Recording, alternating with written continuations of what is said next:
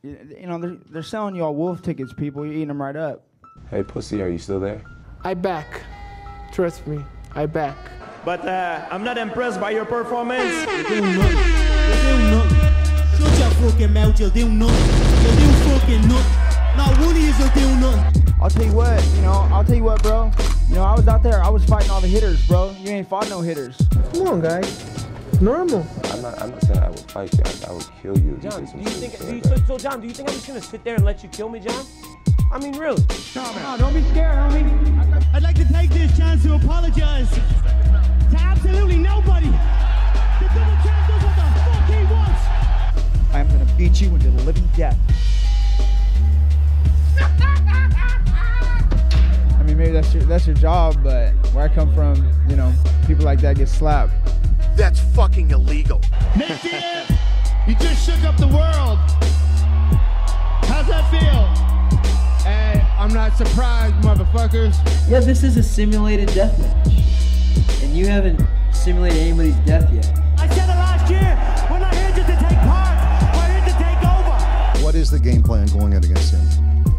The game plan is you go in there, hit him with some good shit, don't get hit, and come home with a pocket full of cash. Who the fuck is that guy? Everybody's on steroids. The whole UFC, everybody. I'm gonna go home tonight. I'm gonna drink a Coors Light. That's a Coors Light because Bud Light won't pay me nothing. Do you want to be a fighter? That is my question. Any of you radio personalities think you want smoke?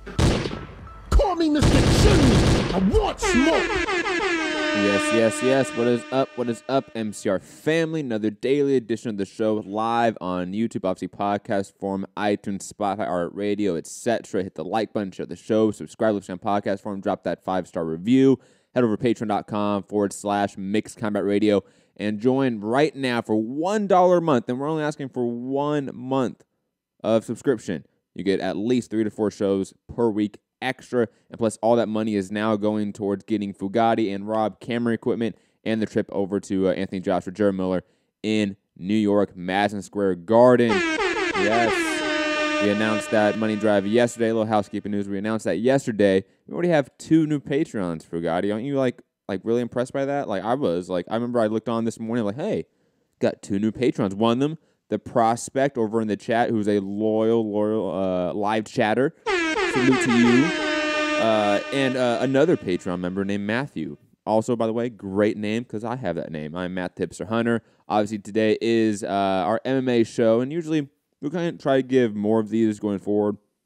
Just depends really on Fugatti's, scheduling and free time, and also mine. Same with Rob. We have weird windows of time to work in. But digressing from all of that, today we're going to discuss George St Pierre retiring again.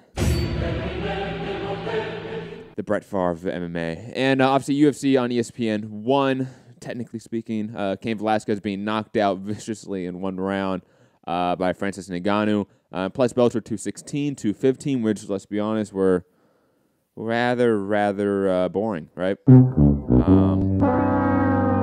That Michael Venom Page fight sure turned out to be a snoozer. And also, we have Israel Adesanya coming out here with some breaking news. And actually, Brett Okamoto coming out with breaking news about Israel Adesanya. Him fighting Kelvin Gastelum for the interim title while Robert Whittaker deals with that hernia surgery. Damn. So much to get to and discuss and debate. You guys can call in 323-870-4051. Press 1 to get in the queue and call in live. If you're international, call in via Skype.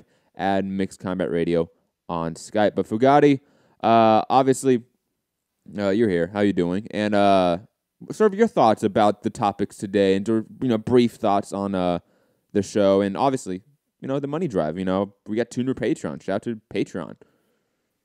Yeah, man, I'm excited to be here with you guys today. Obviously, work's kept me away from the last couple boxing shows. I'm excited to be doing this recap on the UFC. I was watching yesterday, saw a lot of people in the chat that seemed excited about the money drive, excited about getting us to New York to see the AJ Miller fight. So it seems like that's going to go over really well. Thanks again, the Prospect for signing up for Patreon. Thanks, Matthew. I don't know who your chat name is. I don't Might know be either. Smasher One. One of them said they signed up again. And it had his full name, so I don't want to give out his full name on radio, you know. So I'm super excited for that. Yeah, Bellator, they were kind of snoozers, right? The UFC on ESPN 1 was really good. Can't wait to talk that. And obviously, let the best welterweight alive retired again. Yes. I mean, I wouldn't say he's the best alive right now, but I mean the best of all time. Yeah, I mean, of course. I mean, let's be honest. He still has a claim to being the best of all time, period. But before we get into that, you know, like we stated, George St Pierre retiring. He had a press conference this morning. I caught a little bit of it on ESPN, which I was like, wow. You know, it always shocks me, you know, even right now that the ESPN deal's there. You know, it's been about a month or two of it now.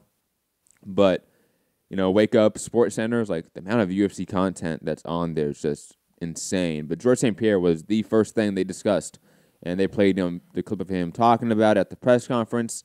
I'll admit, I don't have as much of a emotional response to this retirement announcement as I did his first one, when he retired in the cage post the Johnny Hendricks fight. Like, I remember watching that fight live.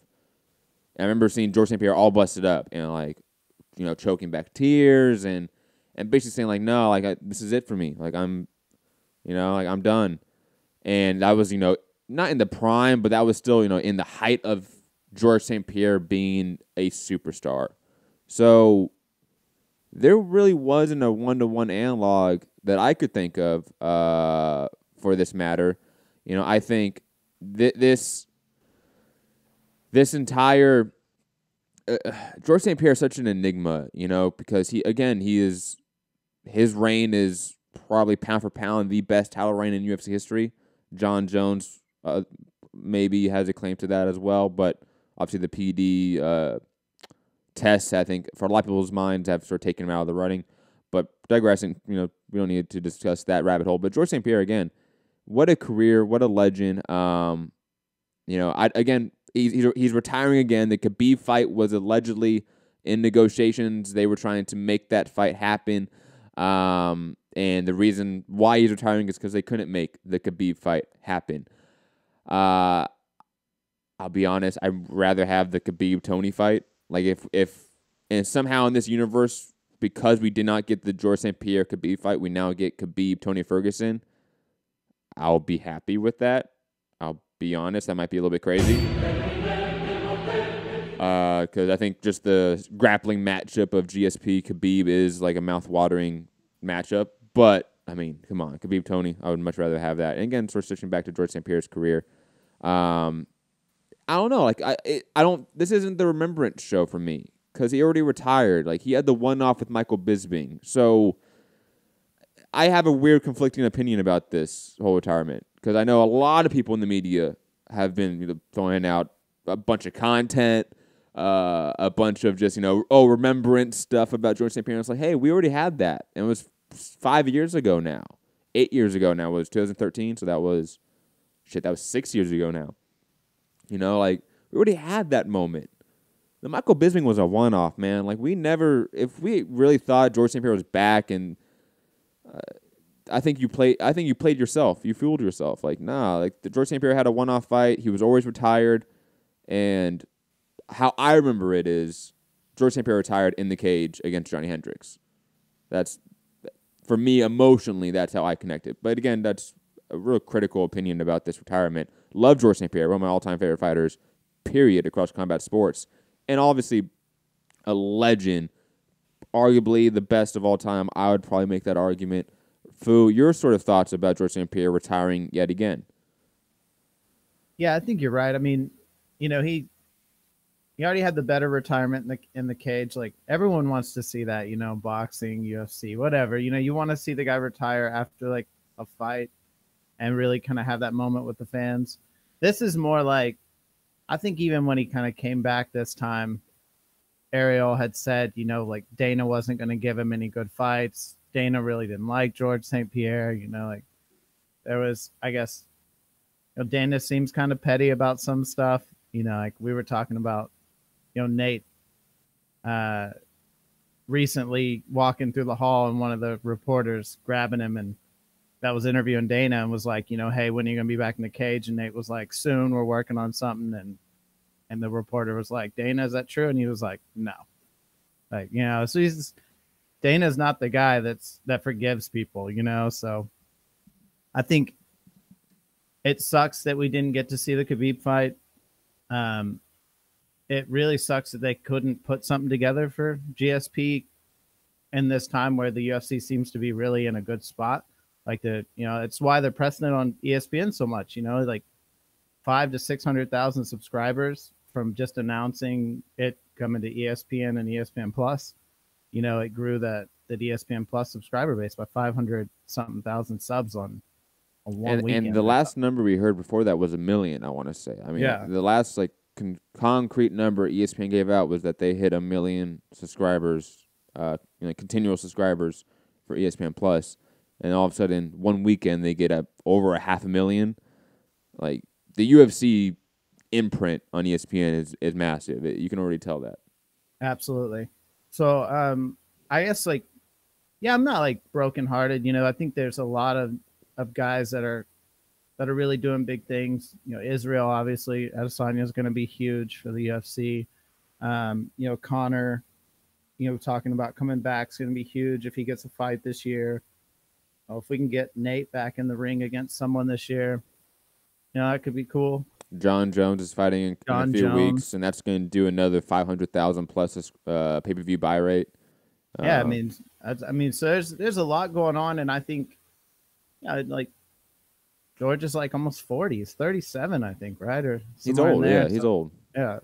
So let him retire, and maybe he'll come and commentate, or be on some shows with people and break stuff down. I don't know. Nah. Not with the UFC. Him and Dana, there is no love lost between those two. So true. George St Pierre, there was a time where when you did buck the trend of the UFC, when you did go against the status quo, you were the abnormality. You were the rarity, not the norm. Randy Couture was like that. BJ Penn, George St Pierre. Those are really the only guys that really push back on the UFC. Maybe Tito Ortiz in his own personal way, but it was less business sense. It was more of a personal vendetta against Dana White. But business-wise, Randy Couture, BJ Penn, George St Pierre all had their issues with Dana White. 2 of those 3 actually left the company for a period of time. BJ Penn went on to fight Lyoto Machida in Japan at 200-plus pounds because BJ Penn's fucking crazy. Randy Couture went on, I forget really what he went on to do. I don't think he ended up fighting. I think he ended up just doing a lot of guest work in expos and shit like that and making a bunch of money until he came back and the UFC, amended the issue rather quickly. But, like I've said, there were very few people in UFC's history until maybe the last few years when the free agency era really started, midway through the Fox era, where fighters were just company men. That was just the natural state of MMA, I should say, more not just combat sports, MMA specifically. And now we have a Conor McGregor. Now we have a Aljamain Sterling that's bucked the trend. We've had Marlon Moraes. We've had a lot of guys that have been lower level all the way to the top that have sort of questioned things. We've had fucking Andre Feely come on. Chris, can you please mute yourself by chance? Thank you. Thank you, Chris. I'll mute you, actually. We saw Andre Feely win his fight against Miles Jury last week, right? What was the first thing you said? I don't think I'm being paid enough. We don't have a culture where even that's acceptable without the George St. Pierres of the world. So that will always, I think, I will give him credit for. I will also sort of give some criticism because he did attach himself to a unionization movement that completely fell apart. Not blaming him, but kind of am.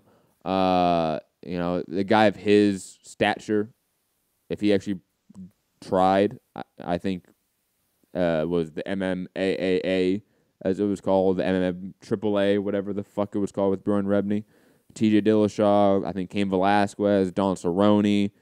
I don't know if because you're casual, Fu. Like, do you remember? Do you have any idea what I'm talking I about? don't remember any of that. Oh but my. those names, like, fucking Okay, hold on. selfish as shit. TJ Dillashaw. Let me set the table here for what I'm referencing here. This is maybe 2015-ish, right? Bjorn Rebney, who was the president of Bellator, but got kicked out by Viacom when Viacom bought out Bellator, and then they brought in Scott Coker, who was the former president and runner of Strikeforce, right? So Bjorn Rebney is gone for years. He sends a tweet, "I'm off to Mexico." He literally does not post on social media for years after that. Okay? He comes out of the fucking blue. Like, I'm telling you, like, we got a press release, I think, like, hours before a press conference happened in Vegas, and all of a sudden it's Bjorn Rebney, TJ Dillashaw, Cain Velasquez, Don Cerrone, George St. Pierre, all together talking about a association for fighters. They really weren't going as far to say union. They were kind of keeping it a little bit more to the cuff and saying, like, association. But, yeah, that happened, where we had Cain Velasquez, who I believe at the time, he might have been champion. I don't know if he was. He might have just lost his belt, but he was around the champion era of his reign. TJ Dillashaw was champion, I'm pretty sure. Like, Donald Cerrone is Donald fucking Cerrone. And George St. Pierre is probably the most consistent pay-per-view star of UFC history beside McGregor. And none of those guys get it off the ground. I think there was that one press conference, and then Bjorn Rebney did the media round, you know, where he did like the Ariel Helwani show. Back then it was on MMA Fighting, I believe. And that was all we heard of it. That was it. We've never heard anything about it since then. I think Don Cerrone was asked about it maybe last year, and I think, not verbatim, but I'm going to get pretty close, right? He was like, yeah, I don't know what the fuck happened to that. Like, that was almost verbatim what Don Cerrone said about that shit. That's like a Cerrone line. Yep. I don't know what happened to that. Can someone give me my fucking Budweiser or whatever? Yep. You know? Yep. So, George St. Pierre, great guy, has obviously, I think, propelled the sport into a better stratosphere. But also there's points where I think he could have done more, where I think he didn't really understand how much leverage he had. And at times he completely did understand the leverage he had. You know, a weird enigma. Plus, I mean, a guy that went on the Joe Rogan podcast and talked about how he was abducted by aliens. You know, just a weird individual, right? Like, plus you add in the French-Canadian accent, the very thick French-Canadian accent. Like, you just have, oh, on top of that, I mean, you may not know this, but George St. Pierre was like the club guy.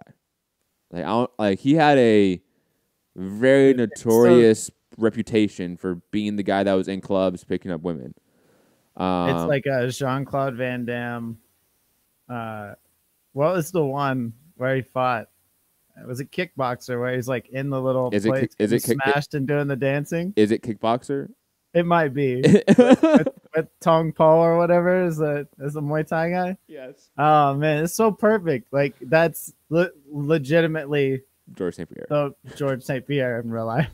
There's pictures back in the day. You gotta go find this, man, of like the mid 2000s, right? Like 2007, right? Where like affliction shirts and tap out shirts were like all the rage. Not bedazzled, but like in like the jeans that have like the weird lining, not lining, but the weird stitching. You know what I'm talking about, right?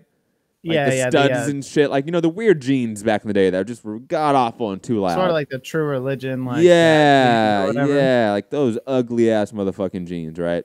There's pictures of George St. Pierre in, you know, darkly lit Montreal clubs just grinding on women, man, and it's hilarious because George St. Pierre is like the nerdy fucking dorky guy, but he somehow got like muscles and like puberty hit, right? And he got good looking, so like women like him.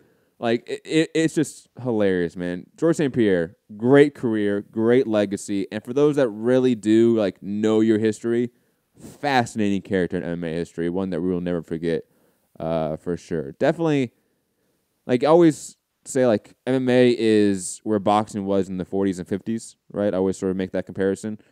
So, like, George St. Pierre is more like a Jack Dempsey figure, you know, like, probably looking back on it in 50 years from now, 100 years from now.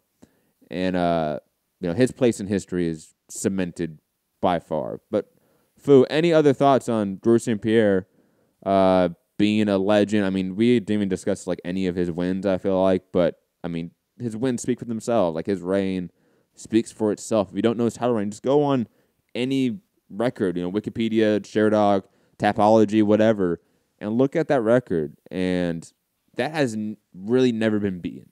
John Jones has come the closest. Yeah.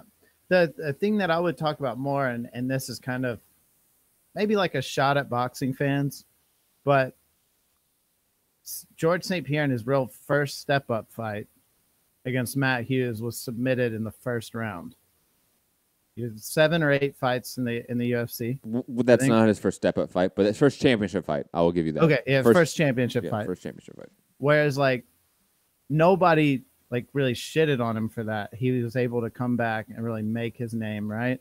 Whereas in boxing, it's like as soon as you, like, if you lose one of your first real big like title contention fights, people are like, "Oh, you're a hype job." Oh, nothing. This guy went on to be, by all accounts, the greatest, right? Like most people are gonna say he's the greatest. The crazy part is that's not his only loss. Like he lost to fucking Matt Serra, who was like, that is a Buster Douglas, Mike Tyson level upset for boxing fans that don't understand the context of Matt Serra knocking out and finishing George St Pierre. Yeah. Man, just for a timetable, because I know I do have a lot of boxing fans that don't understand this. So heading into that first Matt Hughes loss, he beat Carl Parisian, Pete Spratt, Jay Heron, and he was only like 7-0, 6-0 at the time. Went on to face Matt Hughes, who was a collegiate dominant wrestler in the prime of his, at that time, what I think it was the longest title reign, or it was about to be the longest title reign in UFC history, or tied with that, I believe, with Frank Shamrock. 30-something and 2 or 30-something and 0 at the time? Yeah, it was something insane. 30-something fights. Lost to Matt Hughes. Went on to beat Jason Miller, Frank Trigg, Sean Sherrick, BJ Penn, then beat Matt Hughes for the champion in a rematch. On top of the world, Matt Serra wins a reality TV show opportunity to face George St Pierre. Again, let me repeat that. Matt Serra went on a UFC reality show, and the winner of that reality show got a chance to face a champion. So Matt Serra got a chance to face George St Pierre, beat him in the first round via knockout. Okay. And then obviously the names after that's insane. Josh Koscheck, Matt Hughes again, Matt Serra in a rematch, John Fitch, BJ Penn, Thiago Alves, Dan Hardy, Josh Koscheck, Jake Shields, Carlos Condit, Nick Diaz, Johnny Hendricks, and then Michael Bisping. Like that run is insane. Again, like boxing fans, when I have callers call in and talk about like, oh, Deontay Wilder when he loses, like it's done for him. I'm like, I laugh. I'm like, yo, you guys don't understand how combat sports works, do you? Like Mike Tyson, it's the Mayweather effect. Mike Tyson lost to Buster Douglas in what, 92? I want to say 92 or 93. Right? He didn't retire till 2005, people. Okay, and Lennox Lewis, his highest grossing fight was in 2002. Was a full almost decade after that Buster Douglas loss. Like, fighters can lose, man. And especially once you're a star, you can definitely lose. Look at fucking McGregor. How many L's has he taken in his career? And he can still make 1 million pay-per-view buys just rolling off the bed, right? Without any work. Yeah. Crazy. And then everyone's got to check out the Nick Diaz GSP, just fucking great rivalry. I think GSP was like, I just love how he was like, I just want to hurt him so bad, The fight was good too. I thought Nick Diaz had some opportunities to beat GSP, but he just kind of like, say what? Yo, you are in a minority there. No. I mean, if you look at like the third round of that fight, he was putting it on GSP. And then he kind of just went Nick Diaz style, put his hands down and started walking slowly around the ring, like being funny, you know? But I really think there was a couple moments where he was hurting GSP, you know? So I don't know. It was a fun fight, and Nick Diaz is hilarious. So it's always good to watch him. Speaking of, it's always good to watch him. Let's get to this UFC on ESPN one card. And damn, it is always good to watch Cain Velasquez debuting a network deal because you can almost guarantee now that it will end in the first round via vicious KO. Francis Ngannou landing a sharp uppercut on the inside, dropping Cain Velasquez, and then obviously Cain's knee buckling and then getting hurt or injured. There's been a lot of talk about, the chicken and the egg, which one came first, was his knee hurt? Did the uppercut even happen? Uppercut did happen. Stop, people. We stop trying to discredit Francis Ngannou. He landed that shot. He hurt Cain Velasquez. Was the knee buckled? Did the knee hurt after the knockout or knockdown shot? Absolutely. I think we can sort of tell that. But that happens quite often. I think we just don't talk about it. When we see fighters, bend a certain way when they get knocked out and the knees go a weird angle, those are often times of fighters tearing or blowing out their knees. We just often don't hear about it, and fighters come back in 9 months, a year, and we move on. So that's not an uncommon thing to happen. The sort of outrage about this stoppage, I don't know if outrage is the right word to use, Fu, but that's sort of the word I'm going to give it. The controversy, the fact that this is even a debate, it feels like we're looking at the what's the name of the JFK film, the one that was from the different angle. Remember the Spooder film, right? Back and to the left. Back and to the left, right? That's what I feel like this shit is, man.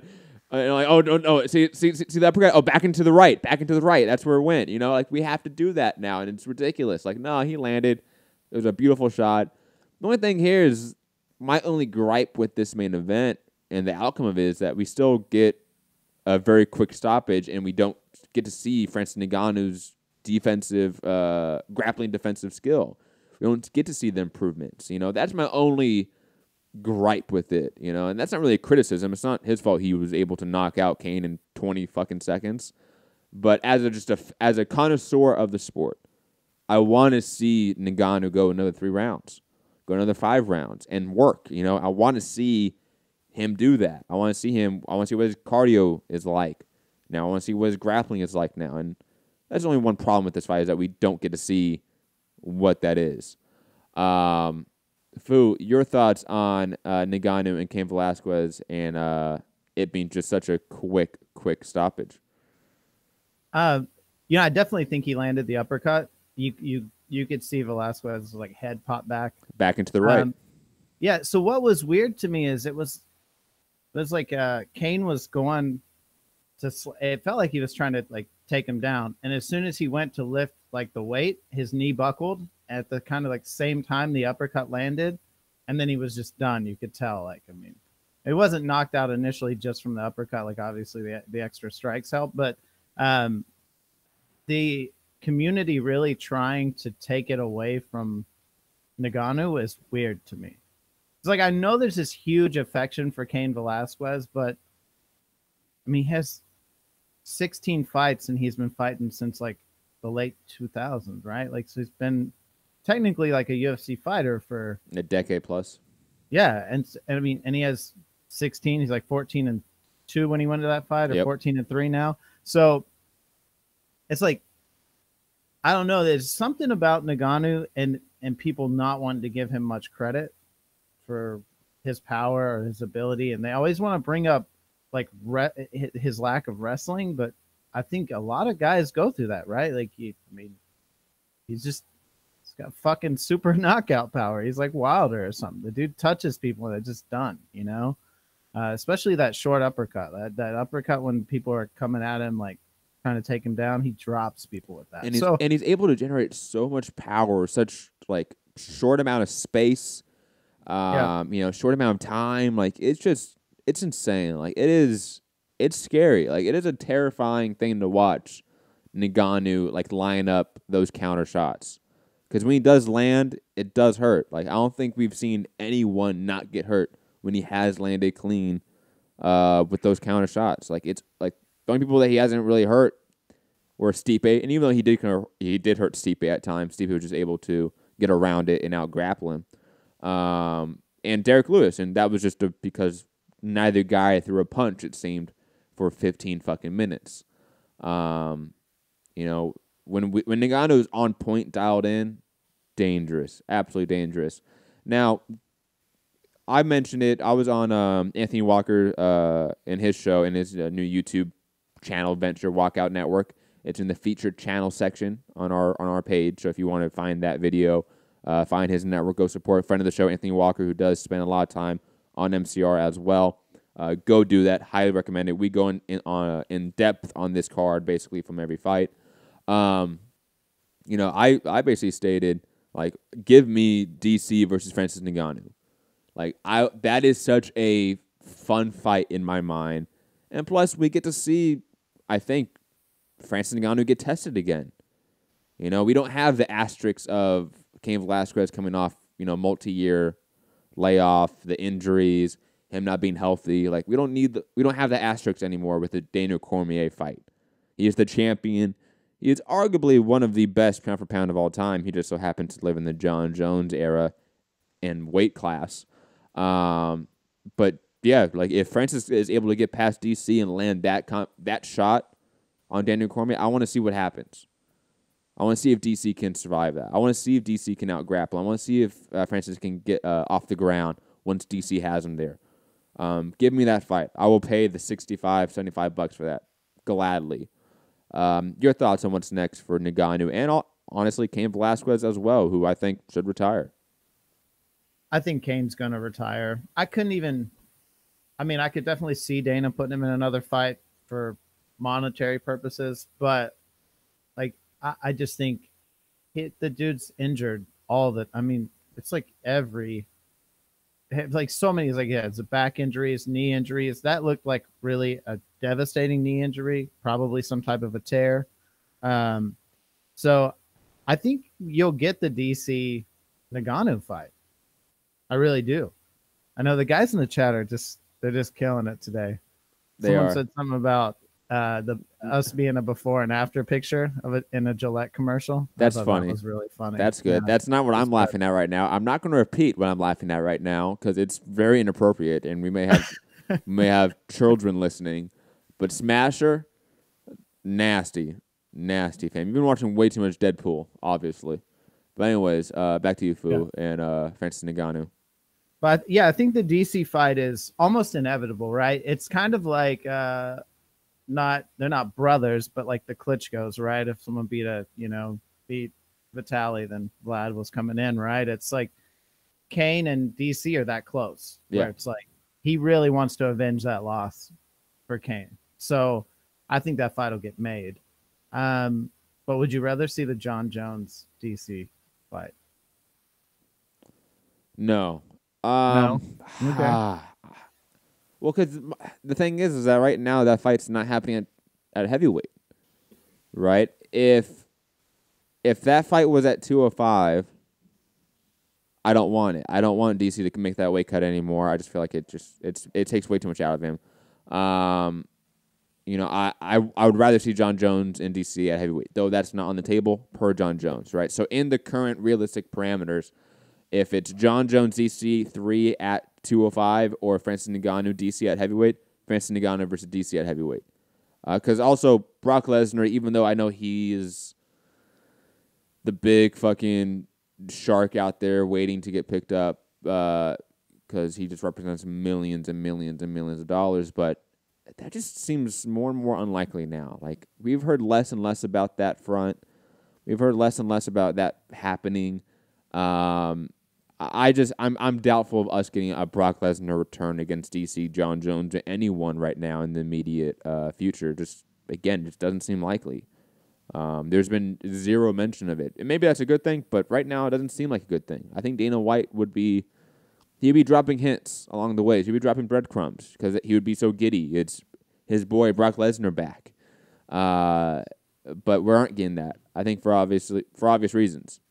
Now, Fu, what else do you want to talk about in this card? Because we have Paul Felder, James Vick, Kron Gracie, Alex Caceres, Vicente Luque, Brian Barberena. Like, where do you want to sort of stab with this card? You want to work just from top to bottom? Yeah, we can. The Vic fight, I picked Vic, you picked Felder. I think you just knew that Felder's timing was impeccable, man. Like, it was like every time Vic went for any type of like significant strike, it's like Felder timed him perfectly with a spinning back elbow, or, you know, it was just everything. Felder had like the perfect game plan, you know? And so I think I was a little disappointed in Vic, but I don't think as disappointed as people who are like, oh, he's not going to be anything in the UFC. I think he's still got probably a lot to offer. He's not a terrible fighter. He just made a lot of mistakes in that fight. He wasn't prepared for how crafty Felder was. He has not progressed at all. When you do not progress after years, the game catches up on you. And Felder has, I think, fine-tuned his game to become a wily veteran. And when you sort of get to that stage, right, where you can just know the veteran tactics, you know, your sense of timing and just fight IQ is dialed in because you have fought so much. You've fought at the top level so much. You've fought in good gyms your whole life. Like, that's hard to sort of challenge. And when you're James Vick and you're in a certain gym environment that is A, not the most healthiest, B, not the most progressive, and C, not the most innovative in any way, you are not going to be innovative. And when you're a 6'3", 6'4" lightweight, and you're not innovating the game in any way with that height and reach, you're going to get beat up in the process. Now, the fight was really close. The fight was competitive.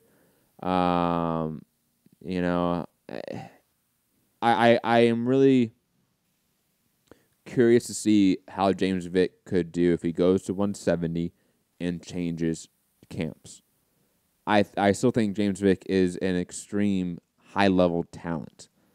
He just does not have the skill set around him or the coaching around him to fine-tune that and sharpen it up to a dangerous elite-level competitor. Right now, he's sort of just on like the bottom half of the top 10, top 15 sort of fighter, perennially. That's where he sort of looks like right now. I don't see him getting above that because he has clear technical flaws. You know, he doesn't. His utilization of his skills, his talent is just non-existent. He's a lightweight Stefan Struve. I'm trying to think of like a boxing comparison to use. That it's like a very tall, rangy guy that doesn't use that range and height. Maybe like a Leo Santa. Robert Easter Jr. Robert Easter Jr. Perfect. Yeah. Another guy, Robert Easter Jr. Guy that is, I mean, if you could sort of fine tune him to be an in and out, you know, jabber, counter boxer with that height and reach at that weight class, it's dangerous, especially added with the power. James Vick has power. Stefan Struve has power. To use those comparisons again, they just don't know how to utilize it. Very unfortunate. But neither guy's going to be a champion anytime soon. Let's be honest. Well, what shocked me is that for his height and his reach, he was always in range to have his lead leg just smashed the entire night. No answer for the leg kick. And it devastated him. He could hardly walk at one point. Like, I mean, so I don't know. I watched a lot on him, and if he learns to control range, and like you said, like, man, I think moving up would help him. Just being maybe more in a natural weight for him, like not cutting so much. The dude's obviously he's got some massive cut, being that tall, being in that weight class, and so I don't know. I wasn't impressed with his performance, you know, and Felder I thought did really well. So. Agreed. Let's skip the Cynthia Cavallo fight versus Courtney Casey. It's just sort of a hum affair. Cynthia Cavallo it's just too sharp, just too technical, but not enough to make it dominant and or exciting. Kron Gracie, though, defeating Alex Bruce Leroy Caceres. Let me take my shots. God damn. Ah, man. You know, the one time I don't pick against the hype, the one time I do pick against the hype machine, I was wrong. Kron Gracie came out here, sort of like pieced up Caceres on the feet for like a couple seconds. Then I think he got like a inside leg trip, went to the takedown, got him there, went to the back, got the rear naked choke. I think all in 90 seconds. 2 minutes. It was what is that? How many seconds is that? 120 seconds. 120 seconds. God, math is hard. It's early still, man. I haven't had coffee. It's been a rush to get the show in order. Anyways, Kron Gracie, is the hype real? Fu, I'm going to sort of bring it over to you since you're more the casual, you're more susceptible, I think, to the hype machine in MMA than I am. Is the hype real in your mind? Well, we had this discussion, right? We said, has the UFC progressed past just a phenom in jiu-jitsu? And we were like, yes.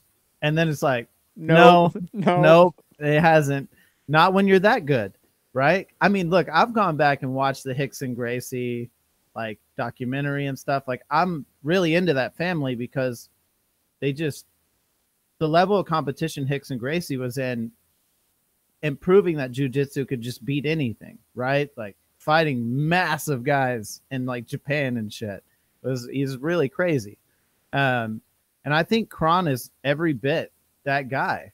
I think he's going to be a dominant force, and having Nate Diaz helping him with his striking and things like that, he seems to have a really good team around him. So yeah, I think the hype is real. I think it's he's got 4 MMA fights, and he just fought a guy who now he's 5-0, man. He's fought a guy whose entire career has been in the UFC. And beat him. And again, like Bruce Lee is not a world beater. He's not a champion in any. He's not elite in any sort of word. He's a journeyman, but he's a UFC level journeyman.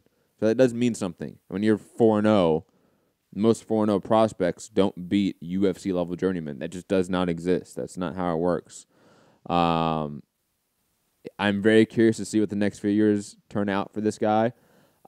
He seems to have all the character in the world to be something. Like, he seems like a charismatic guy. You know, like the post-fight interview when he cussed, he was like, "Oh, I'm so sorry." Like, whenever that happens and it's sincere, I don't know why. I always find that like endearing in a way.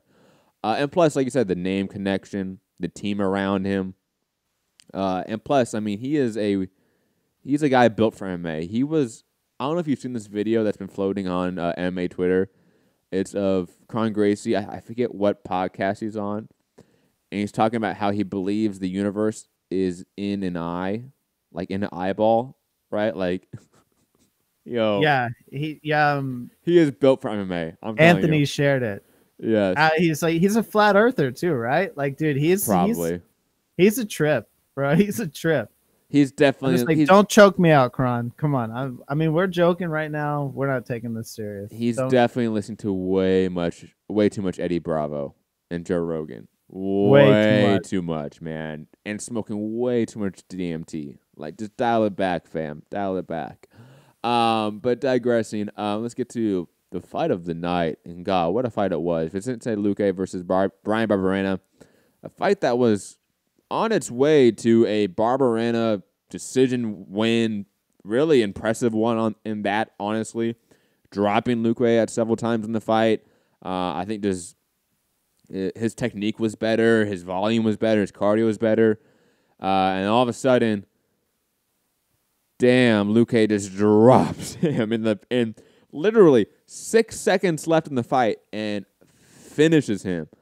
I was shocked by that finish. I remember I was kind of watching it, and I kind of noticed the time was like almost up, and I was literally about to zone out, right? And then like as I'm looking away, I just see Barberena get dropped. And I'm like, oh no, it's happening. Oh no, it's over. Damn. Vicente Luque, shout out to him. Also, shout out to him. He has a win against one of the main eventers of this UFC card this weekend, Thiago Santos, who now is at light heavyweight.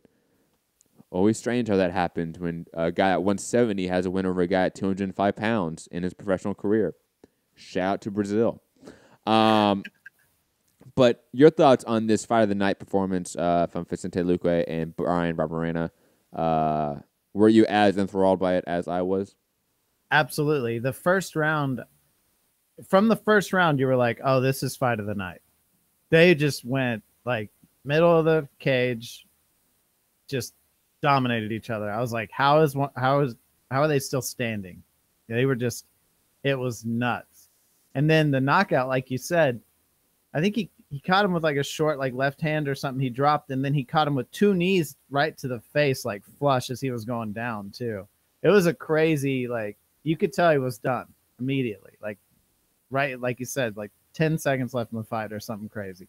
Yeah, it was a really fun fight for me because when it gets to the ground game, I don't really know what they're trying to do a lot of times. Like I'm watching a lot more, so I'm like, oh, okay, I can tell he's going for like a half Nelson or whatever, right? Or whatever. So when they got the arm or whatever, a guillotine, things like that. Now I can see like, oh, hey, this is what he's trying to set up. But that fight is just, if you're a casual, it's like, hey, it's just 2 guys really beating the shit out of each other, you know? And it was a really good fight. Jake Cleary is asking, who do you think would make a good boxer out of the UFC? Define good. Yeah, like, are we talking like a guy that can win a belt? Are we talking about a guy that can, look decent against some elite names? Or just a guy that can be on television and, be on undercard. I think McGregor. I think if McGregor really trained, I mean, he fought Mayweather. Think about if McGregor went in there against like a top 50 guy or a top 100 guy. Well, of course, but then that's what I'm talking about. Like, define good. Like, is McGregor being a top 100 guy good? Chris Van Heerden gave him that fucking work. Like, come on, let's keep it 100 here. Even like guys like Nick Diaz. Like, I know like Andre Ward has bigged them up for a long time, but even those motherfuckers, they can't get in the boxing ring and contend with the elite. Sparring is different. And boxers, they go easy on MMA fighters in sparring. I've seen in person. I wish I had this on video. Marcus Brown sparred Lyman Good. Lyman Good, who just fought the other day and fought Damian Maia, right? Marcus Brown whooped his ass and took it easy. You know what I mean? Like, boxers, to be good in boxing and to be good at MMA are just 2 very different things. Like, that's why when you have a guy like Israel Adesanya, you can go from kickboxing to MMA at the highest level. It's shocking. It's rare. That's not normal. Con Gracie, another, like, that's odd. That's not normal. We just had AJ Agazarm, who is another BJJ phenom, go into Bellator. Looked like shit. Lost a 3-round decision. There's not like a lot. Like, there's some names that, like, yes, they can do fine. Like Adriano Dos Santos, if he were to box top 100 heavyweights, yeah, he would do well. Francis Ngannou probably, even just because of the power alone. Let's be honest. Especially at the heavyweight division, yeah. Yeah, they can be good if we're talking defeating top 150 boxers. John Jones, no. John Jones does not have enough boxing to contend with heavyweights. And at least, again, top 100, yes. The top, no. And that's what I'm talking about when define good. Like, McGregor maybe beating an olded fat Paulie is a question mark. Come on. Let's be real here. Well, here's the thing, too. I have a thought on that in terms of when you're fighting mixed martial arts, you're obviously you're thinking about getting kicked in the legs, you're thinking about getting taken down. There's all these things processing in your mind, whereas a boxer just is like, I've just got to make sure that my footwork's there, I'm not getting hit in the face, I'm judging my range. Oh, it's completely different. It's completely different. So I don't think they can just shut all those other things that are processing off when that's their main place they fight. It's like, you don't just get in the ring and all of a sudden go like, oh, I don't have to worry about getting kicked in the leg. There's still going to be obviously certain things you do to make sure that you're not in a position to have your leg taken out, or you're fighting a different way to really stuff a takedown. Like there's little things there that boxers never have thought about because they just box. I wish I could have Anthony on right now and talk about, because he one of his side jobs is working at a gym, right? So he does paddle work, right? He coaches. So he goes from Muay Thai paddle work to boxing paddle work, and then goes from Muay Thai sparring to boxing sparring, and those are distinctly different things. They are, and I've done a little bit of Muay Thai. Obviously, I've done a lot more boxing. In good gyms, in decent level gyms, high level gyms, and it's just different. It is, the technique has to be different. The flow is different as well. In terms of output, you're throwing a lot more in a boxing fight, in sparring, in boxing sparring.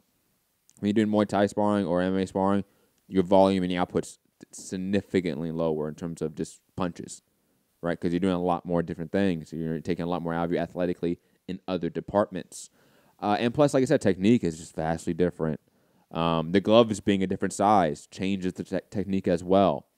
Not being able to do the simple this.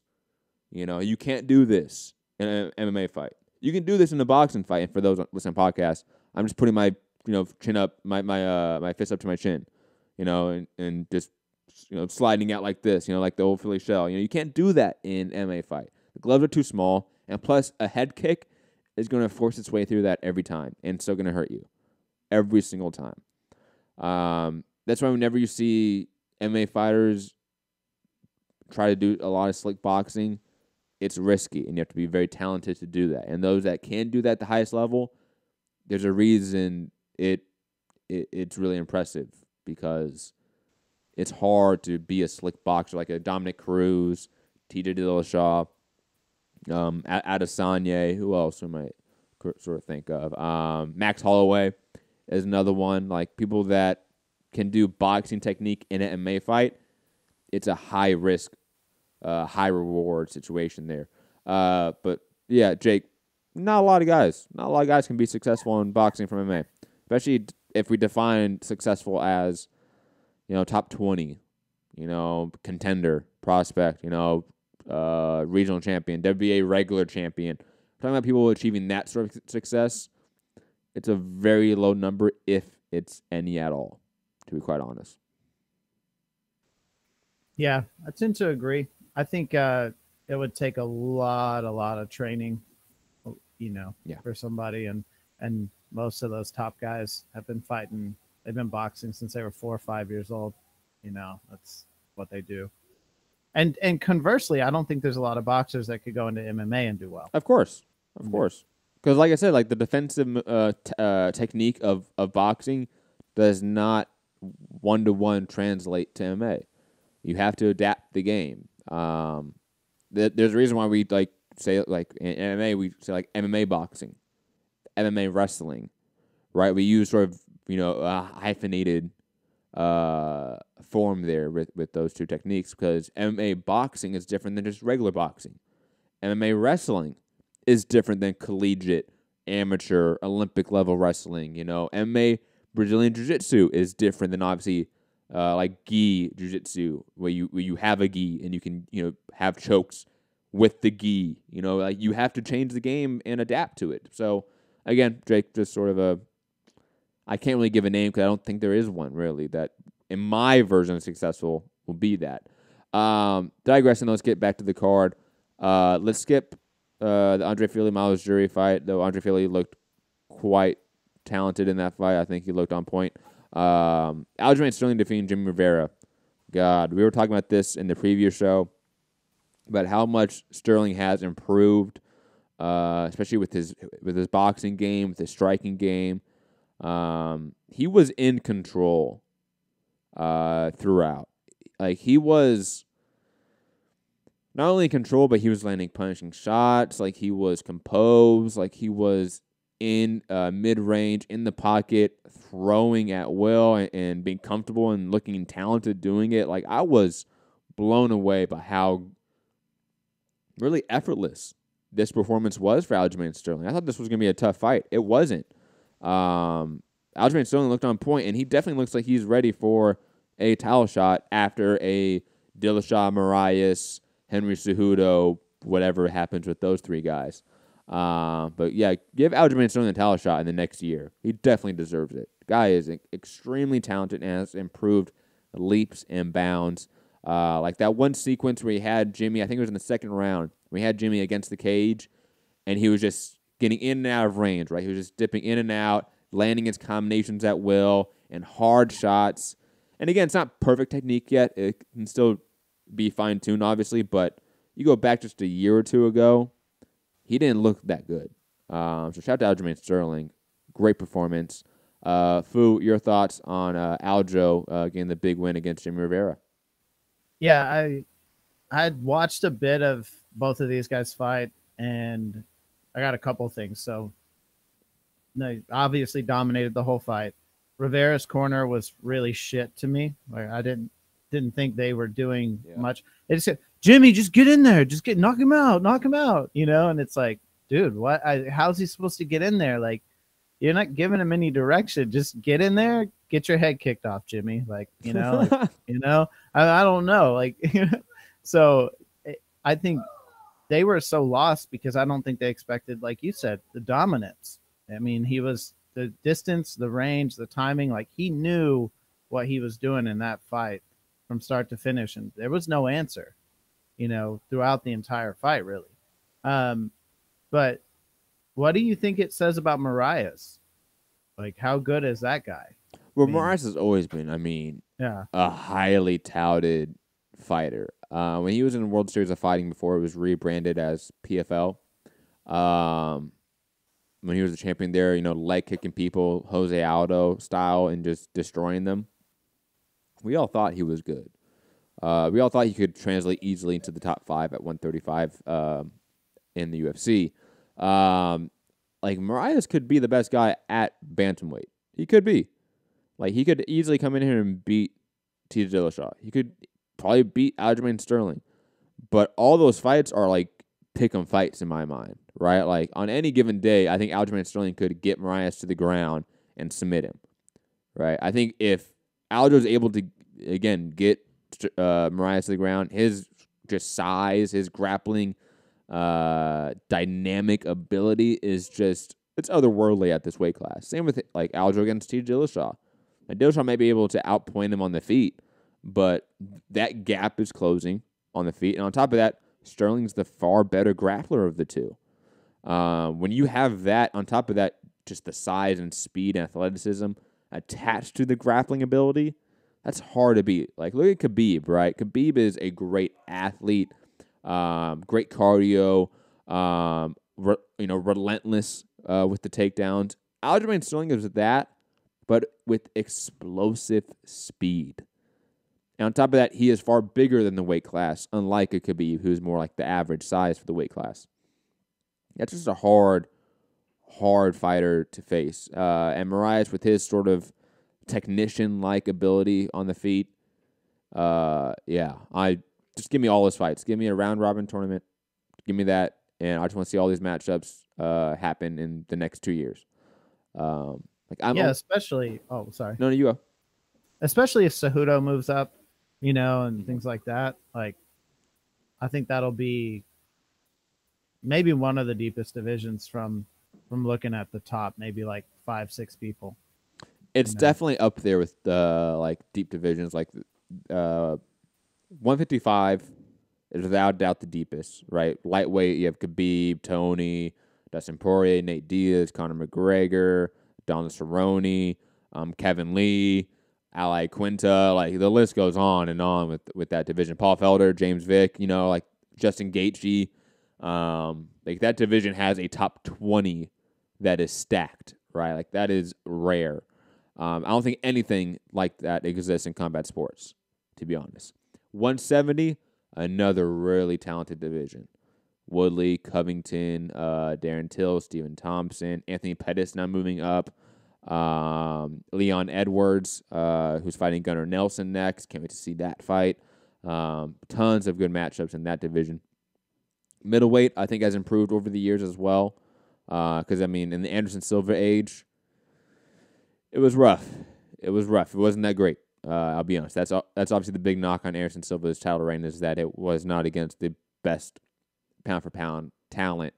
But now when you have Whitaker, Romero, Weidman, Gastelum, Adesanya, Romero, Bohachina Costa, like you have a deep top 10 now at middleweight. Featherweight also deep as well, though if Max Holloway leaves that division, it could get really shallow and lacking of life rather quickly. But bantamweight, yeah, definitely up there. Anything's better than 205 in heavyweight right now. Let's be honest. I really have nothing else I want to talk about for this card in particular, unless you do. Are there any matchups you want to talk about? I think that was the main stuff there, right? That's probably the best fights. If people are going to go back and watch, those are the fights. Quickly, shout out to Andrea Lee picking up the win. Obviously, dealing with what she's had to outside the cage in the last year. I'm glad she came in here, performed like she did, looked awesome, and also looked like a world-level talent on top of that. You know, when you're dealing with a domestic violence situation and you come into a fight and then you perform on top of that, it's not only impressive, but like it makes, I think, anyone want to be a fan of you. So shout out to Andrea Lee. Just want to make a quick mention of that. I just thought it was important to state that. Let's go on to something that actually proved to be really, really unimportant. Michael Venom Page versus Paul Daly and this whole Bellator double event weekend. We had Matt Mitrione, nut shot, no contest versus Sergey Karatanov. Don't care about that card at all, so we're not going to talk about it at all. There was nothing fun about that card. No, nothing. Logan Storley, he is obviously a very dominant wrestler, and he's going to be a good prospect moving forward, but cool. Moving on. Paige Van Zant's husband, whatever the dude's name is, Mr. Paige Van Zant. Mr. Van Zant. Mr. Van Zant, he picked up a win. Cool. That's about it. 216. God. You know what? I can't think of a recent fight where we went in thinking, oh my God, we might see the next guy, right? And then it turns out, oh wait, neither of these guys are top 20 fighters in the division. That's what I came away with. Michael Venom Page, Paul Daly, neither one is a top 20 welterweight in MMA.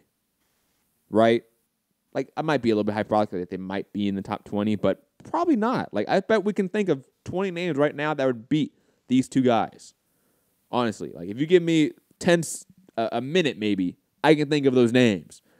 But we went into this fight thinking, oh my God, Michael Venom Page is going to be this great striking affair, and we're going to see maybe Venom Page show that he was this otherworldly talent, like Israel Adesanya just a week earlier. Nope.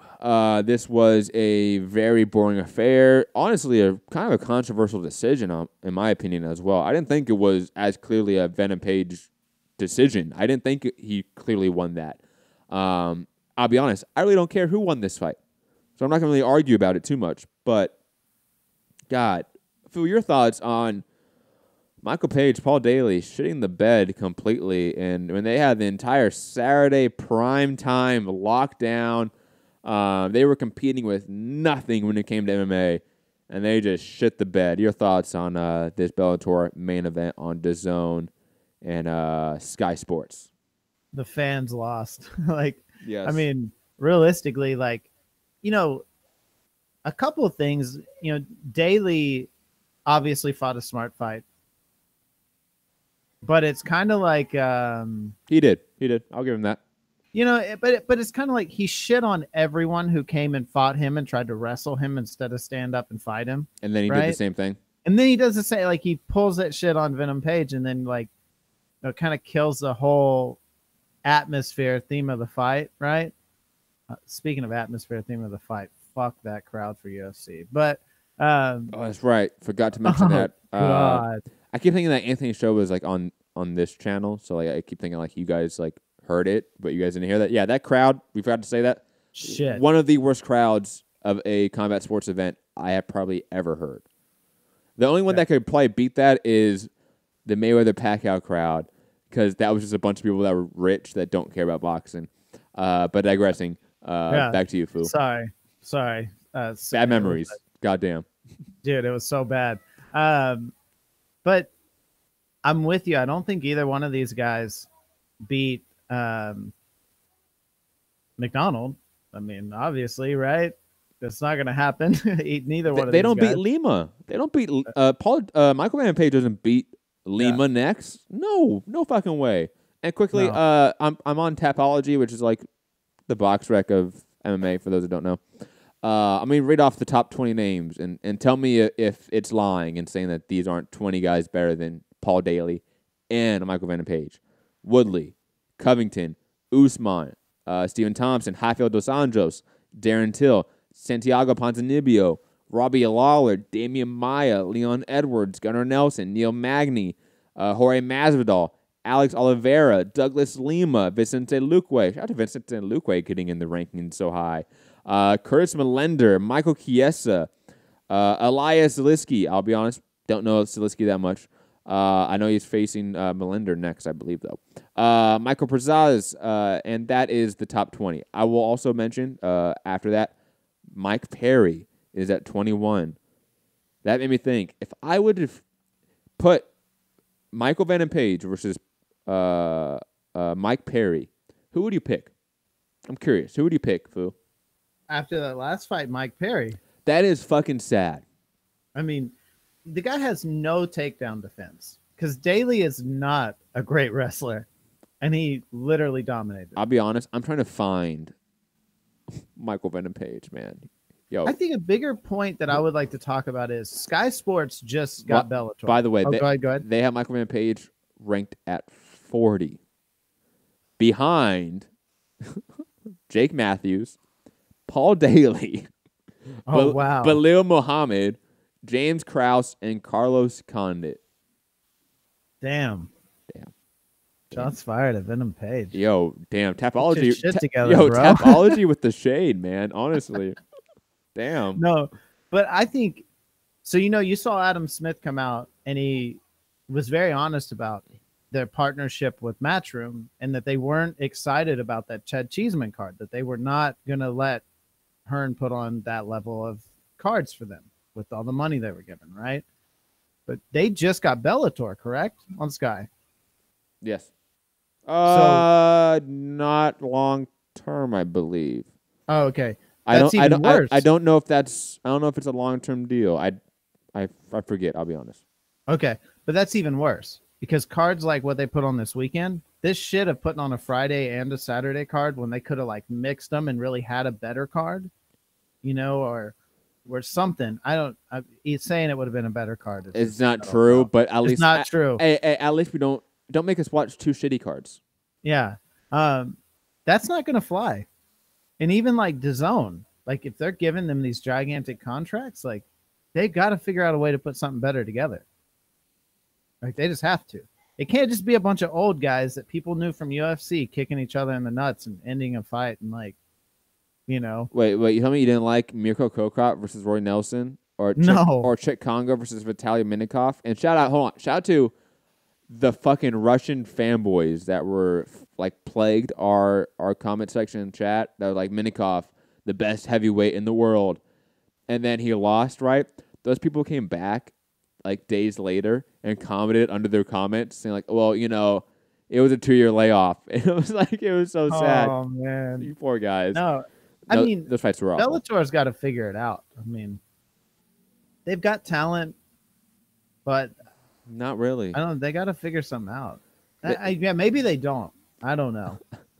I think Bellator is a regional show, and they don't have a regional show megaphone or platform, right? They have a big time platform, right? Like their main events for like the boxing comparison, right? Like main events doesn't have a TV deal.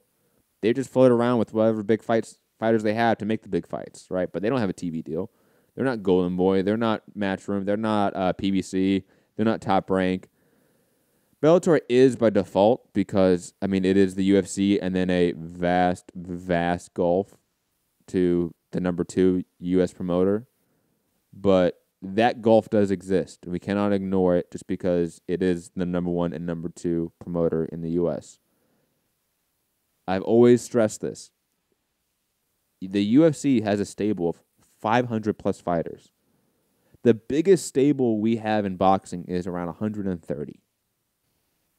Right? So that would be if like PBC, Golden Boy, Matchroom, and Top Rank were combined. That's what the UFC is in terms of number of fighters, impact on the sports community. Like, it is that massive. It is 5 times bigger than those individual promoters. It is them combined. And then you have main events off on the side versus Bellator. And then think about it. If we had a world where PBC, Matchroom, Top Rank, and what was the other one? Golden Boy were all combined and just one company, and we didn't live in a universe where those were separate at any point, and Matchroom was the number 2, Matchroom would have a TV deal. They would have that NBC deal or whatever it is, right? But we don't live in that universe for boxing. But we do in MMA, where by default, because it's the number 2 promoter, they get a TV deal. It's like the number 3 promoter, which is PFL. They have a TV deal. But they're putting in like 100, 200,000, 300,000 viewers on average for their shows on NBC Sportsnet. So it's going to be, like you said, I don't know if Bellator can, fix things. I don't know if there's enough pieces to fix it.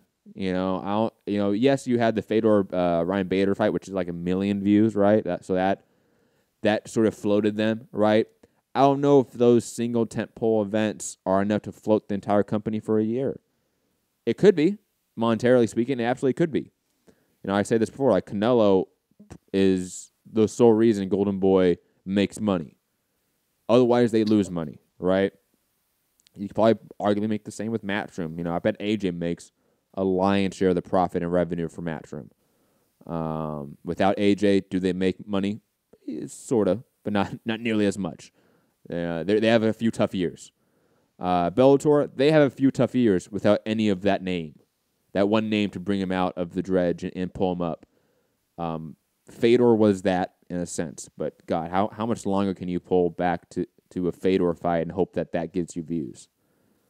I don't know. And it's kind of like when Nintendo releases like a classic Nintendo, and you're like, you go from playing like PS4 4K, and then you're like, oh, this Nintendo Mini, let me bust out Mega Man 1, and you're like, oh, this is shit. Oh, like nostalgia can't carry this, like it's like I feel like that's Bellator right now. It's like, yeah, I mean, come on, this nostalgia is not gonna make me sit home Saturday to watch. Nostalgia is overrated. I'll say it. Nostalgia is grossly overrated, especially in sports. Like, I think in the sporting world, like nostalgia, especially from like an active sporting perspective, right? I'm talking about like a documentary standpoint, like the ESPN 30 for 30, right? Like those are awesome, right, from a nostalgia standpoint. But like Michael Jordan coming back for the Wizards for nostalgia. No, we don't need it, man. We don't need it. Fedor coming back and getting knocked out over and over again. We don't need it. We just don't need it. Which reminds me, start stitching too. I didn't have an up, but it is, I think, announced. I don't know if it's 100% official yet, but did you see Anderson Silva's next fight? I did. I also saw you say, like, because the MMA gods hate us. Yo. Oh, man. Anderson Silva's fighting Jared Cannonier. Jared Cannonier is a former heavyweight who has now dropped down to middleweight and who just destroyed David Branch in like a round or two, right? Just absolutely devastating knockout, right? Really put himself on the map in the middleweight picture. A guy that is ultra dangerous, a non-commodity, right? And they're putting poor Anderson up against Jared Cannonier. Like, why not just put Anderson Silva versus Yoel Romero? Like, why not? Fuck it. Just let him. If you're gonna kill him, at least make him fight a star that you can really main event a card with. Like Silva Romero, like that's a good main event on a fight night. I will give them that. I'll watch it. I'll be entertained and obviously grossed out at the same time by seeing Anderson get flying kneed into the rafters. But goddamn, man, like, what is do they hate Anderson Silva? Honestly, like they're like, they're like, oh man, Adesanya couldn't finish him. Let's get Cannonier, who's a fucking heavyweight, in there and do that. Come on. It's like Israel was player one, but he forgot how to do the fatality. So like, let's give that controller to someone else, right? Let's let this guy do it. Crazy. That's all I really wanted to say about the fight because I hate the matchup in every single way. The MMA gods fucking hate us. I blame Greg Hardy.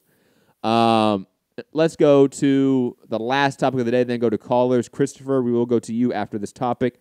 Callers call in 323-870-4051. Press 1 to get in the queue. If you're international, call in via Skype at Mixed Combat Radio. Israel Adesanya, as we were just speaking of, great segue naturally. Look at me. Look at me, natural radio host right there, right? Look at that. Israel Adesanya to face Kelvin Gastelum for the interim middleweight belt at UFC 236. I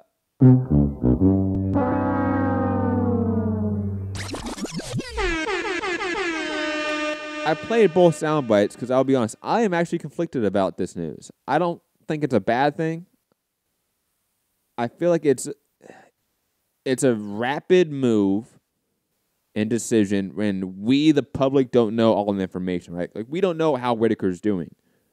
Whitaker's been very quiet in the media. The UFC has been sort of quiet about what Whitaker's status is and what his recovery looks like. So if the case is Whitaker's out and he's going to take, a few months, 6 months to recover, and they want to get a title fight in here in the next few months, I'm okay with that, fundamentally. Like, I'm okay with that. And if you want to throw an interim fight title attached to it, look, in today's age, I'm not going to care about this one. I just won't. Do I think I would have rather have seen a Kelvin sit out and wait for Whitaker and a Adesanya-Jacare fight or a Adesanya-Chris Weidman fight? Yes. Yes, I would have. But, I mean, we're splitting hairs here at this point. I still think this is a fantastic fight. It's another step up for Adesanya, in my opinion. Kelvin Gastelum is going to test him in the wrestling department. And plus, it's a fun fight. So I'm okay with that. Fu, your thoughts on Israel Adesanya versus Kelvin Gastelum for the interim belt at UFC 236? The right move by the UFC, wrong move by the UFC, right fight to make. What are your thoughts about this matchup and the news? I felt it moved pretty quickly. We talked about this on the fight that we thought, it could be a total UFC move to do this. But what I think is good is that Whitaker has already come out and said, he's going to fight the winner. I think the time frame they gave him is like the interim belt would be there, and then he would have anywhere between a month and 3 months after that fight. He'd fight for basically the guy who really had the belt, right? So I'm not upset by it. I like the dynamic of the fight. I think it's going to be another fight that'll prove if Izzy's the guy that everyone thinks he is, right? And then there are probably a lot of other people that are pissed off about it because a lot of because this is like 4 and 5, I think. So there's obviously some guys getting jumped here. So, but I mean, that's the nature of combat sports, right? Yep, shit happens. Star power matters. Yep. At the end of the day, hey, if you fighters want you guys to have set standards for rankings and interim belts, make a fucking union. Have a collective bargaining agreement and agree on those matters and set the parameters for those matters. So you can guarantee yourself that if you're an interim champion, you get the title shot. You don't end up like Colby Covington, who I don't have a lot of sympathy for, but hey, it still sucks.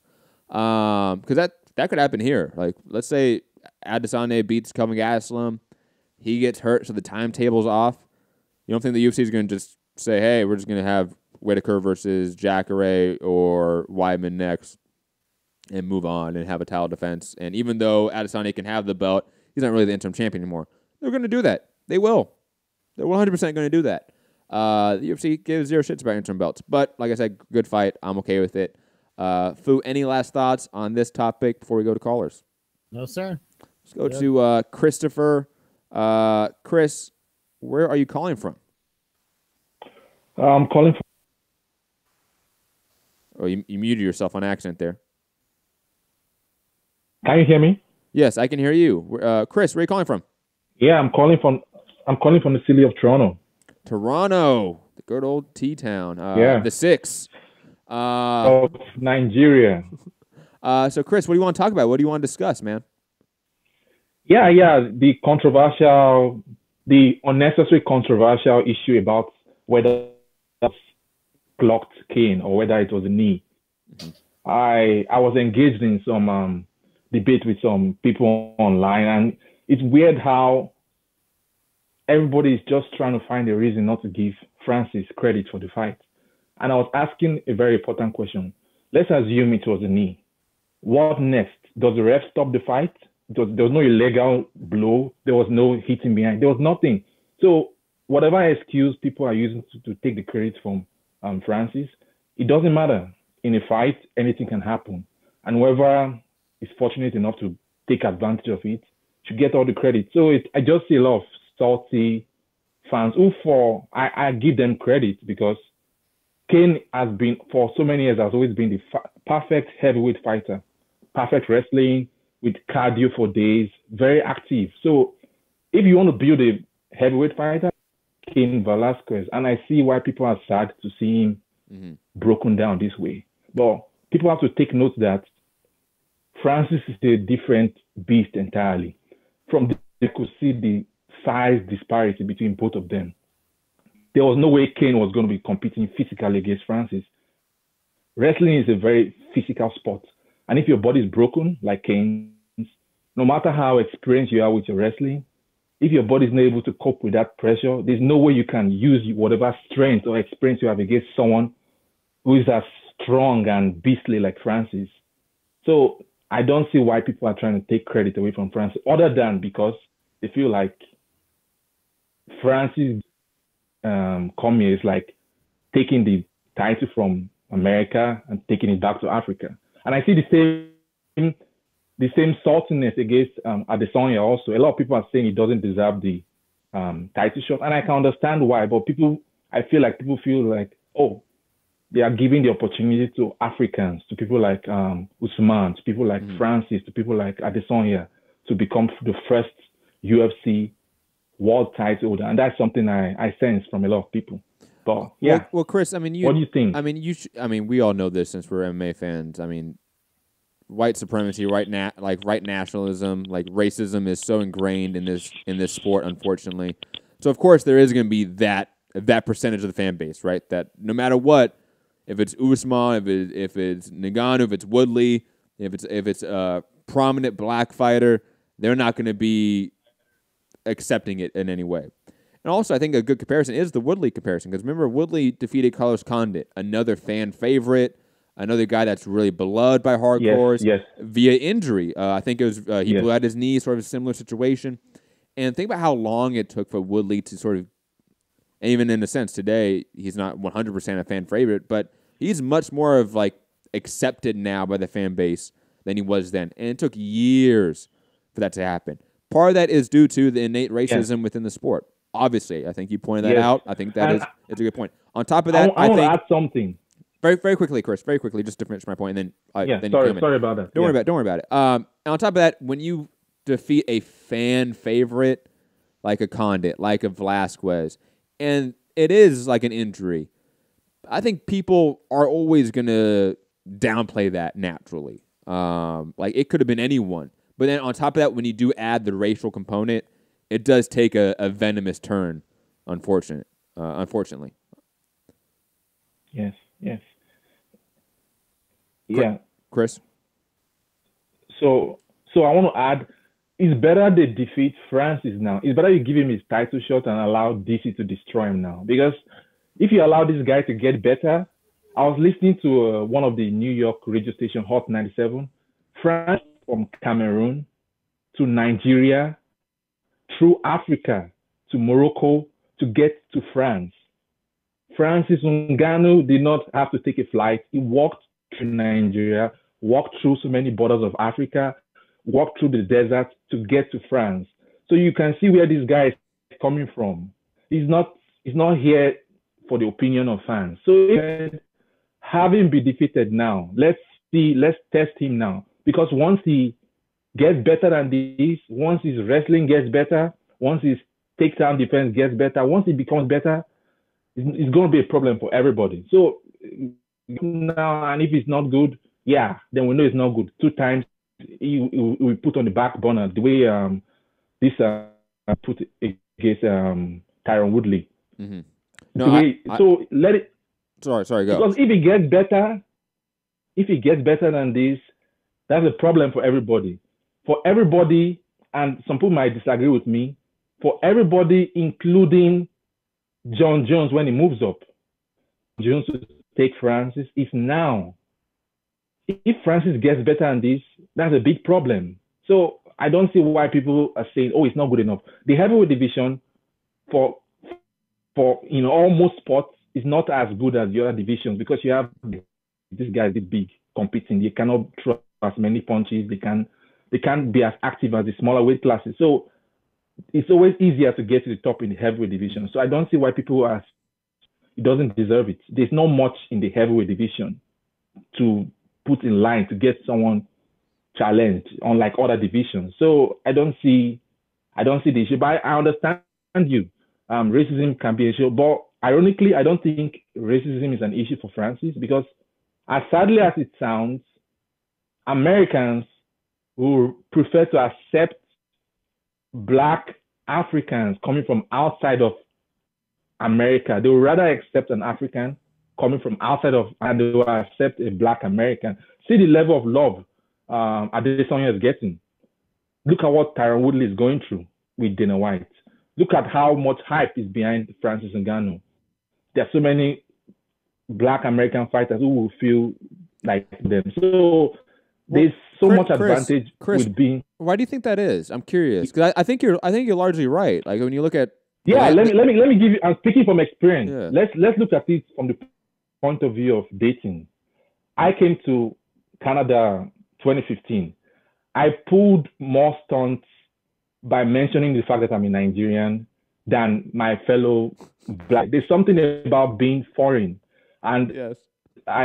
When I was coming, a lot of people were saying, oh, you have to change your accent. You have to sound like, just by sounding like a Nigerian, just by sounding like Francis Ngannou, that gets a lot of people going. So there's something about being a foreigner. Maybe the English people have it also. So it's an advantage to be a foreigner in America, in Canada, and being Black than being Black and born and raised in Canada and United States. So I can see the struggles they have. So I think it's more of an advantage for people like Francis, people like Adesanya in combat sports than their fellow Blacks who were born compared to like a Woodley, other countries. Compared to like a Woodley or Kevin Lee. Trust me, I'm speaking from experience. When it comes to the dating world, being Black and being a foreigner, you get more points. Trust me, than being maybe just they want to just spice up their lives or just need something different from what they already have. Maybe that's it, but it works.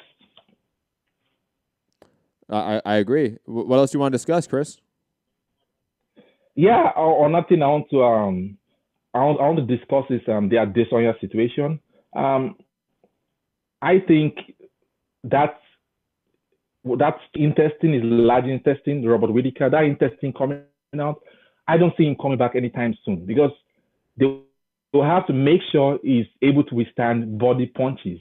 And that's why I'm happy they called up the fight against Gastelum, because if they had allowed him to toughen things up and take that fight, imagine what could have happened to his life. It would have been a risk to his life. So I'm not sure when Robert Whittaker will be back. I don't know, because until we're sure his body, his abdomen can withstand punches and blows that can come from fighting, that's when we can say, okay, he can be back. So that's why I feel like this interim title is required. We all know that interim titles don't mean anything in the UFC. Look at Kobe. Look at a lot of people. But for the time being, in the middleweight division, this is something that can keep fighters like Adesanya busy, who has fought 5 times. He's probably the most active UFC fighter right now. If you look at when he made his debut, was it 2017, February 2017 to February 2019, the fight he has taken. So the Gastelum has to do something. I don't know why Gastelum has to go take that belt from Terence Cejudo. This is not the WWE. At the point, at first when I saw him holding that belt, I thought, didn't I give him that belt? And then I realized, damn, he took this little guy's belt. That's a cheap move, but it got people talking. Now they can face each other for the interim title. But we all know that doesn't mean shit. So yeah. No, I agree. I agree with that. And also, I want to add is that I'm happy I'm able to call at this time because I know most of the boxing fans are not here, and this is just people who love combat sports, whether boxing or mixed martial arts. I just love combat sports like this. And in addition, I'm happy you guys, none of you has water squirted on you. Sorry, what was that? Did you get the joke? No, I didn't hear. Sorry. I'm happy none of you has water.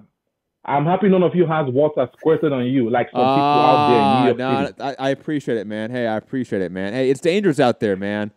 That water, man. Hey, yeah, it's dangerous. You H2O, man. Can just pour a bucket of water on you just for talking shit against certain people. So, yeah.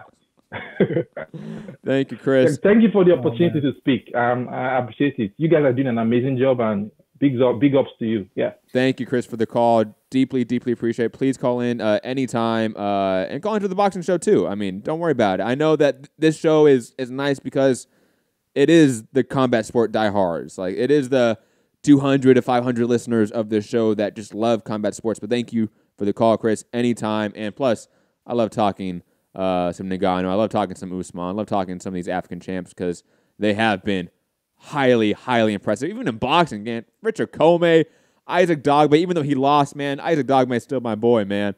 So thank you, Chris, for the call. But we do have to run out. We do have to leave quickly because we do have UK Hour coming up in about 15 minutes.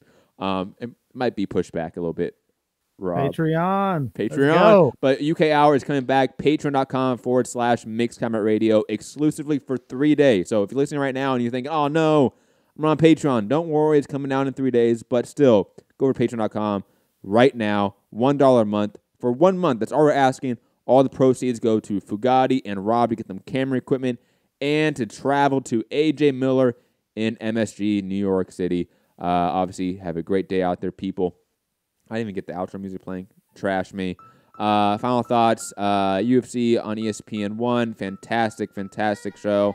I'll be honest, that was a really fun fight night. Bellator, I will never talk about that event ever again in my life other than to make jokes. What else? George St Pierre retiring. Legend, icon of the sport. Even though he's Brett Favre-ing it. We have to admit that. And Israel Adesanya, I think, on this meteoric rise. I mean, we have seen nothing like this. I mean, Christopher alluded to it.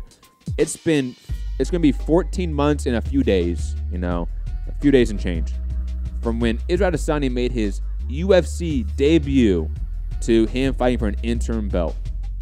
That is insane.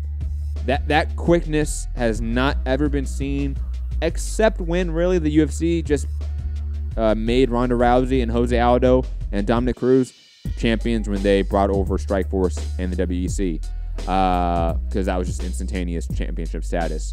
But from debut to a championship level fight, this might be the quickest, I think it is the quickest run in UFC history to get to that point. Fantastic to see. I'm Matt the Hipster Hunter. You can find me at Matt Hunter MCR, all platforms. Like I said, be back in just a few minutes on Patreon. Fugatti, where can people find you at and all that stuff? Final thoughts, go. Fugatti_MCR, Instagram and Twitter. Thanks, Chris, for the call. UFC was great. It was a really fun event. And thanks, everybody, for joining us. It was a long show. It was a fun chat, and I appreciate you guys being here. Yes. Like I said, be back in just a few minutes on patreon.com/Mixed Combat Radio. If you want to know where that is, description. The link is below in the description. So just click on the description, click on that link, and you're transport over to Patreon. Show will be created in just a few minutes, and we're going to have a good time talking all things UK, boxing, and I might sneak in some MMA topics because I think, Fu, you're going to be on for the show? Yeah, for sure. Yeah, and plus we don't have a lot of UK boxing topics. Rob's scrambling for shit. But anyways, peace. Have a good one. Later, guys.